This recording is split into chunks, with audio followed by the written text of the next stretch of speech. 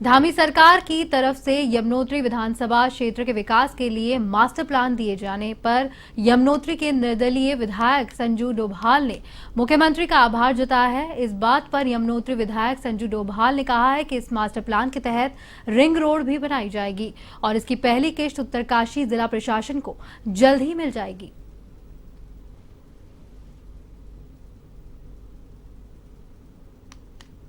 देखिए, सबसे पहले तो मैं माननीय मुख्यमंत्री जी का बहुत बहुत धन्यवाद दूंगा कि उन्होंने हमारे यमुनोत्री के लिए एक मास्टर प्लान दिया है।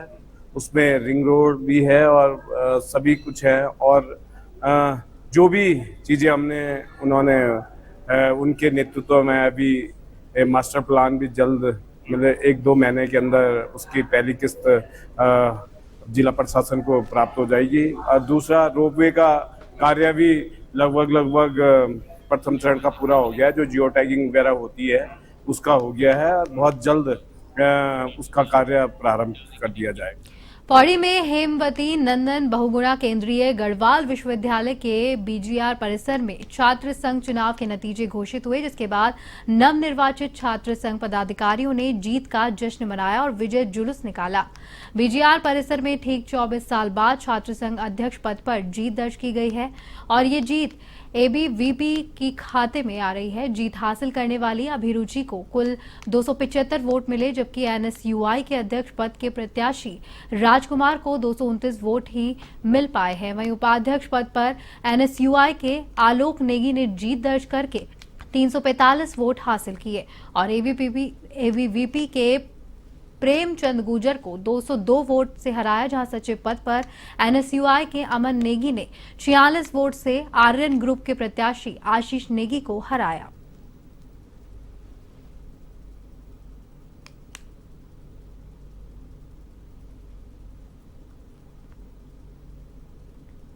यहाँ पे सभी उपस्थित जितने भी विद्यार्थी हैं मीडिया से जो आए हैं, और मैं सबसे पहले तो अखिल भारतीय विद्यार्थी परिषद का धन्यवाद करना चाहूंगी कि जो पहले दिन से मेरे साथ यहाँ पे थी। और ये सिर्फ मेरी जीत नहीं है, ये मेरा पूरा टीम का जीत है। यहाँ पे मुझे सभी भाई बहनों का समर्थन मिला है, क्योंकि 24 साल बाद यहाँ पे कोई लड़की अध्यक्ष पद पे उठी है। मैं सबसे पहले तो अपने छात्रों का धन्यवाद करता हूँ जिन्होंने मेरा साथ दिया, सपोर्ट किया, और मैं ऐसे इस छात्रहित के लिए हमेशा लड़ता रहूँगा। खबर उधम सिंह नगर से है, जहां हाई कोर्ट ने जिले की सहकारी समिति में अध्यक्ष पदों के लिए जारी महिला आरक्षण पर फिलहाल रोक लगा दी है और सरकार से 4 सप्ताह में जवाब मांगा है। कोर्ट ने सहकारी समितियों के निर्वाचन प्रक्रिया जारी रखने के निर्देश दिए हैं। मुख्य न्यायाधीश न्यायमूर्ति ऋतु बहारी और न्यायमूर्ति राकेश सरकारी समितियों ने हाईकोर्ट ने सरकार ने मांगा जवाब। निर्वाचन प्रक्रिया जारी रखने के निर्देश दिए गए।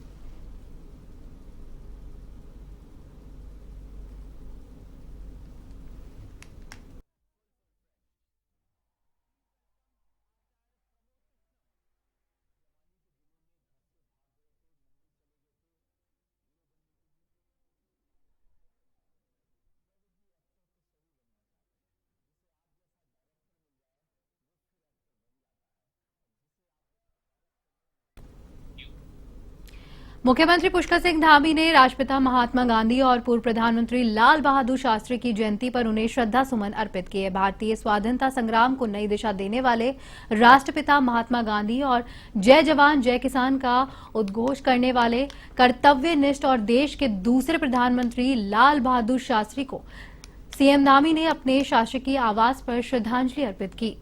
इस अवसर पर भारत खंडे संगीत महाविद्यालय ने महात्मा गांधी के प्रिय भजन वैष्णव जन तो का गायन किया। साथ ही मुख्य सचिव राधा रितूड़ी ने भी सचिवालय में राष्ट्रपिता महात्मा गांधी और पूर्व प्रधानमंत्री लाल बहादुर शास्त्री के चित्र पर माल्यार्पण कर उनका भावपूर्ण स्मरण किया। अपने संबोधन में मुख्य सचिव राधा रितूड़ी ने कहा कि प्रतिवर्ष आज के दिन हम 2 महान नेताओं को याद करते हैं। साथ ही राष्ट्रपिता के प्रिय भजन वैष्णव जन में एक संपूर्ण दर्शन समाहित है, जिससे हमें जीवन के बहुत से मानवीय मूल्यों के बनाए रखने की प्रेरणा मिलती है।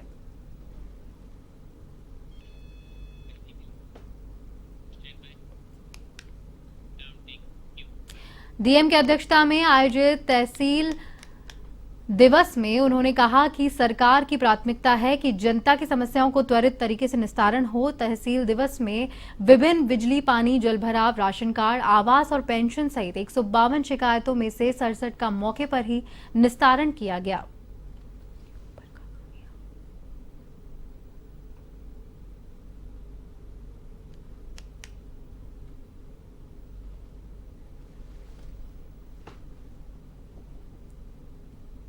निस्तारण भी हम लोग कर रहे हैं।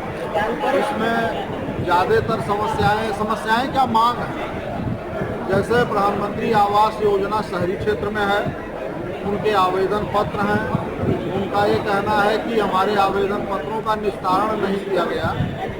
हम उसके लिए टाइम फ्रेम फिक्स कर दिए हैं कि 15 दिन के भीतर नगर निगम क्षेत्र में, नगरीय क्षेत्र में जितने आवेदन आ जाए हैं और जो नगर निगम में पहले से पड़े हैं निस्तारण करेंगे। जो पात्र होगा उनको आवंटन की सूचना दे देंगे, जो अपात्र होगा उसको भी सूचित कर देंगे कि अवैध निर्माण पर प्रशासन की ओर से सख्त कदम उठाए जा रहे हैं। इसी कड़ी में बीचवुड एस्टेट माल रोड पर किए जा रहे अवैध निर्माण को सील करने की कार्रवाई की गई, जहां कार्रवाई के दौरान एसडीएम अनामिका सिंह और अधिशासी अभियंता मौजूद रहे।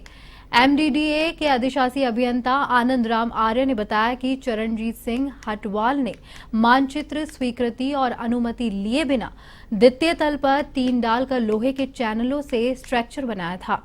उन्होंने उत्तर प्रदेश नगर योजना और विकास अधिनियम 1973 संशोधन अधिनियम 2009 के अंतर्गत अनाधिकृत निर्माण के खिलाफ मुकदमा नियोजित करवाया था, जहां आनंद राम आर्य ने बताया कि निर्माणकर्ता की ओर से किए गए अवैध निर्माण को लेकर न्यायालय में भी किसी भी प्रकार का संतोषजनक जवाब पेश नहीं किया गया, जिसके बाद एसडीएम की ओर से सीलिंग के निर्देशन दिए गए, जहां पर कार्रवाई करते हुए एसडीएम और पुलिस की मौजूदगी में सीलिंग की कार्रवाई की गई।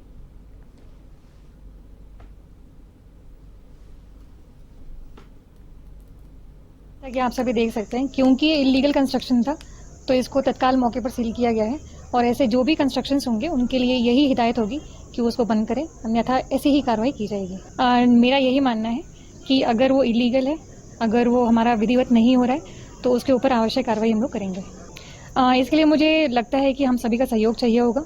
जैसा कि अगर ये आप लोगों के संज्ञान में है, आप लोग हमारे संज्ञान में लेके आए, और हमारी भी पूरी की पूरी यही कोशिश है और जिम्मेदारी है कि जो भी इस प्रकार के कार्य हो रहे हों उनको उसी टाइम पे रोका जाए, और मुझे लगता है कि अब हम जिस दिशा में जा रहे हैं उसको उसी टाइम पे रोका जाए।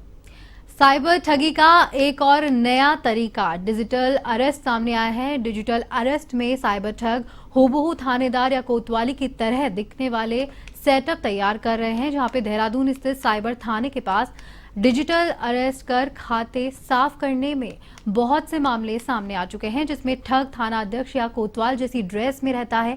इसके बाद वे लोगों को वीडियो कॉल पर धमकाकर उनसे ठगी करते हैं।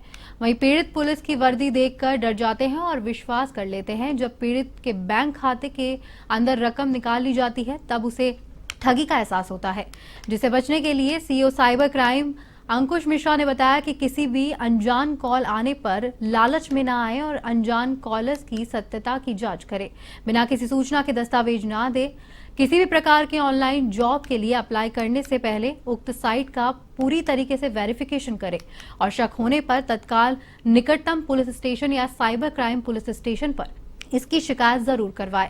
वित्तीय साइबर अपराध घटित होने पर तुरंत 1930 नंबर पर संपर्क करें।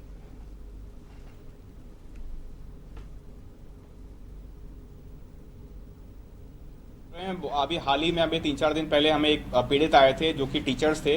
उन्होंने 2,27,00,000 रुपए गवा दिए, जो कि सेम डिजिटल अरेस्ट है। इसी क्रम में मैं आपके दर्शकों को जागरूकता है तो बताना चाहूंगा कि हमारे पास पहले भी ऐसे केसेस आए हैं जहां पे एक आर्किटेक्ट हैं देहरादून के, उन्होंने 3 करोड़ रुपए डिजिटल अरेस्ट में दे दिए। इसी प्रकार से एक और पीड़ित थे देहरादून के, उन्होंने 2,75,00,000 रुपए, लगभग 2.25 करोड़ रुपए डिजिटल अरेस्ट में दे दिए हैं। तो लगातार जो हमारे पास केसेस दर्ज हो रहे हैं उसमें सबसे ज्यादा ये जो इन्वेस्टमेंट फ्रॉड हो रहा है और जो डिजिटल अरेस्ट हो रहा है वो लगातार हो रहा है। तो मेरे आप सभी लोगों से मेरा बहुत ही अनुरोध है, आपसे सबसे रिक्वेस्ट है कि ज्यादा से ज्यादा आप लोग प्रचार प्रसार करिए और लोगों को हम जागरूक कर सकें कि डिजिटल अरेस्ट एक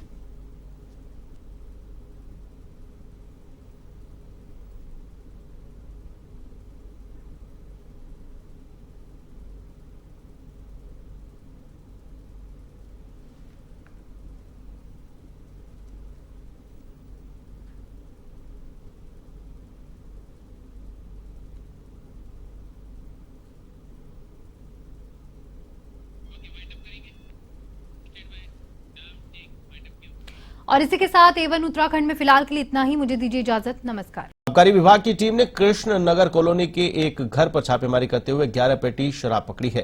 शराब की अवैध बिक्री करने के आरोप में एक युवक को मामला दर्ज कर गिरफ्तार कर लिया गया है। आबकारी विभाग के इंस्पेक्टर प्रेरणा बिष्ट ने बताया कि टीम को छापेमारी के दौरान कृष्णानगर कॉलोनी के एक घर पर फर्श के नीचे छिपाई गई 11 पेटी अवैध शराब मिली है, जिसे आबकारी विभाग की टीम ने जब्त कर लिया है। शराब की अवैध बिक्री करने के आरोप में राम आश्रय के खिलाफ मामला दर्ज कर लिया गया है।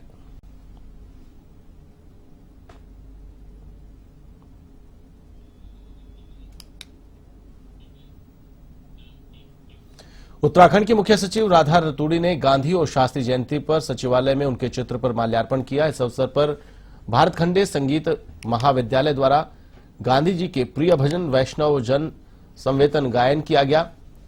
इस अवसर पर अपने संबोधन में मुख्य सचिव राधा रतूड़ी ने कहा कि प्रतिवर्ष आज के दिन हम दो महान नेताओं गांधी और शास्त्री को याद करते हैं। हमें उनके द्वारा दिखाए गए मार्ग का अनुसरण करना चाहिए।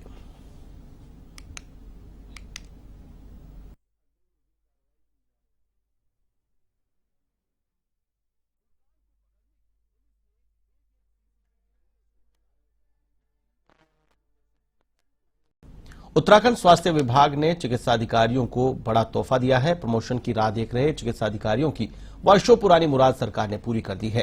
राज्य सचिवालय में स्वास्थ्य सचिव डॉक्टर आर राजेश कुमार की अध्यक्षता में डीपीसी की अहम बैठक बुलाई गई, जिसमें महानिदेशक स्वास्थ्य सहित शासन प्रशासन के आला अधिकारी मौजूद रहे। डीपीसी की इस महत्वपूर्ण बैठक में 25 अपर निदेशक व 30 संयुक्त निदेशक के पदों पर डीपीसी की प्रक्रिया पूरी की गई। स्वास्थ्य सचिव डॉक्टर आर राजेश कुमार ने कहा कि जल्द ही विधिवत आदेश भी जारी कर दिया जाएगा।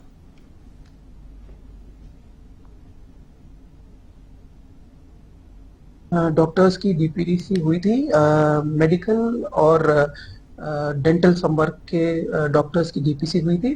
मेडिकल में एसएमओ टू जेडी के 30 पदों पे और जेडी टू एडी के 25 पदों पे हुई थी और डेंटल संवर्ग के 3 पदों पे, टोटली 58 पदों पे कल डीपीसी हुई थी। इसमें जिनके सभी फॉर्मेलिटीज पूरे हैं, जिनके सभी 5 साल के एसीआर के डॉक्यूमेंट्स कंप्लीट है, उनको हमने कल अप्रूवल दे दिया है। और जिनके डॉक्यूमेंट्स इनकम्प्लीट हैं तो विधिवत समय देना होता है उनको अपना एसीआर इत्यादि प्रोड्यूस करने के लिए, तो उसमें हमने 15 दिन का समय दिया है जिनके एसीआर के डॉक्यूमेंट्स कंप्लीट नहीं हैं। और उनका फिर जैसे उनसे एसीआर के डॉक्यूमेंट्स प्राप्त हो जाएंगे। राजधानी देहरादून के गांधी पार्क में महात्मा गांधी और पूर्व प्रधानमंत्री स्वर्गीय लाल बहादुर शास्त्री की जयंती धूमधाम से मनाई गई। इस अवसर पर महानगर कांग्रेस के कार्यकर्ताओं ने महात्मा गांधी के प्रतिमा और लाल बहादुर शास्त्री के फोटो पर पुष्पांजलि अर्पित की। इस अवसर पर महानगर कांग्रेस अध्यक्ष जसविंदर सिंह गोगी ने कहा कि महात्मा गांधी और लाल बहादुर शास्त्री दोनों ही देश की महान हस्ती रहे हैं। हमने उनके त्याग, जीवन, संघर्ष और जीवन मूल्यों को याद कर उनके पदचिन्हों पर चलने का संकल्प लिया है।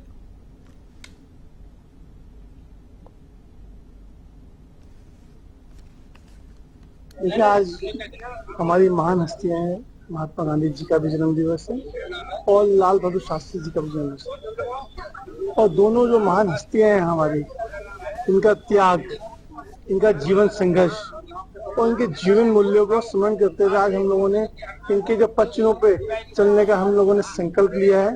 और कांग्रेस हमेशा से इनके पदचिन्हों पे चलने का हम लोगों ने प्रयास किया। कांग्रेस पार्टी ने भी पूरा प्रयास किया कि इनके पदचिन्हों पे चलने का हमेशा से प्रयास रहा है। और पूरे देश में एक मोहब्बत प्यार का जो पैगाम है इन्होंने जो दिया था, वो हम लोग प्रयास करते हैं कि वो सेकुलरिज्म की भावना से लेके और वो प्यार मोहब्बत पूरे देश में बढ़ती है। गांधी जयंती पर मुख्यमंत्री पुष्कर सिंह धामी शहीद स्मारक पहुंचे, जहां उन्होंने मुजफ्फरनगर कांड के शहीदों को श्रद्धासुमन अर्पित किए। इस अवसर पर सीएम धामी, पूर्व मुख्यमंत्री त्रिवेंद्र सिंह रावत, प्रदेश अध्यक्ष महेंद्र भट्ट सहित तमाम नेता व पदाधिकारी मौजूद रहे। इस दौरान मुख्यमंत्री ने शहीदों को याद करते हुए कहा कि उत्तराखंड बनाने के लिए रामपुर तिराहा कांड में जिन शहीदों ने अपने प्राणों की आहुतियां दी, मैं उन सभी शहीदों को शत शत नमन करता हूं। पूरे देश में हमारा राज्य विकास की राह पर आगे बढ़े, एक आदर्श राज्य की पहचान प्रदेश की बने, इसके लिए हम लगातार संकल्पबद्ध हैं।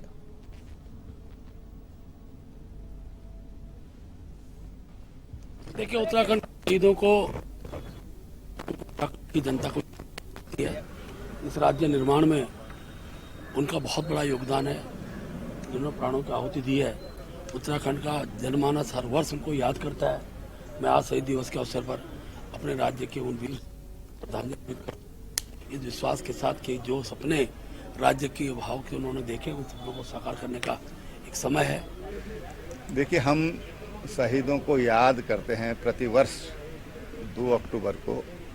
मुजफ्फरनगर में जो एक दुर्दांत कांड हुआ था, मुलायम सिंह जी की सरकार थी, और हम उन शहीदों को याद करते हुए उत्तराखंड, उनके जो सपने थे, उनकी जो आकांक्षा थी,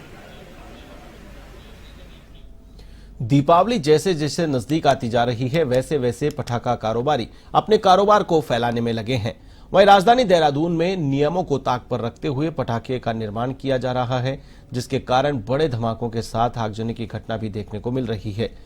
मुख्य अग्निशमन अधिकारी वीबी यादव ने कहा कि अवैध रूप से पटाखा कारोबार करने वाले लोगों को हिरासत में लिए जाने के हमारे मुख्यालय व एसएसपी के निर्देश हैं। जो लोग लाइसेंस के साथ काम कर रहे हैं, उनकी पूरी जांच पड़ताल की जाए।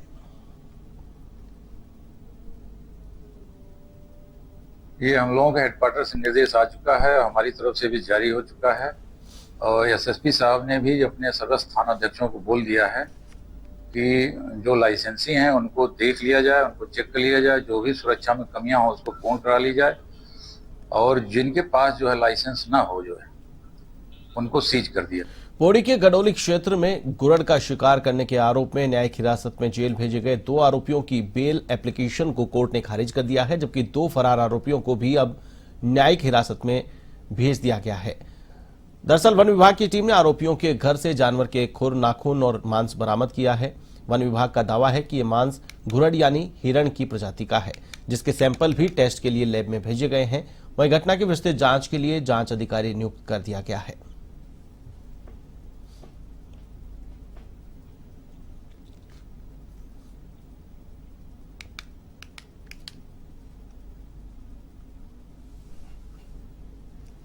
इसी क्रम में जो है कल 2 अभियुक्तों ने न्यायालय के सामने आत्मसमर्पण हेतु आवेदन दिया था, और इसी क्रम में वन विभाग द्वारा पैरवी किए जाने पर इन दोनों अभियुक्तों को भी जो है न्यायालयीन रिमांड में भेज दिया गया है, जुडिशियल कस्टडी में भेज दिया गया है। और इसमें जो है जांच अधिकारी नामित किए गए हैं। जांच अधिकारी की जांच और पैरवी जो है माननीय न्यायालय के सामने रखी जाएगी। हम सभी को यह ध्यान में रखना होगा कि वन्य जीव जो है एक राष्ट्रीय संपत्ति है और हम सभी की संपत्ति है। अगर जो हमारे गुलदार के नैसर्गिक शिकार है, जैसे घुरड़, काकड़ और आदि, इनके अगर हम लोग शिकार करते हैं तो इसके लिए स्वाभाविक रूप से जो गुलदार का शिकार है इसमें कमी आ जाती है। उनके लिए